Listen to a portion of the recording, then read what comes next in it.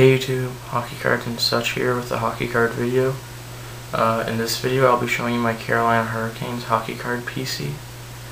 So starting off with an Eric Staal face-off from 07-08 Victory insert. Then Fleer Ultra All-Star Royalty 08-09 insert. Then from 07-08 Series 1 Upper Deck NHL Award winners Rod Brind'Amour. From 05-06 Rookie Class, you got Cam Ward.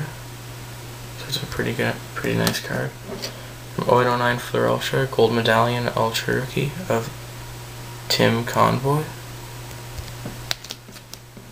And last but not least, 07-08, I think, right? Yeah, 07-08 Series 1 game jersey of Justin Williams. Just a plain white swatch, but it's a pretty nice card. And that's it for my Carolina Hurricanes PC. It's definitely a work in progress, since there's only, 6 cards in it? Something like that. Yeah, 6 cards. Thanks for watching, and make sure to subscribe.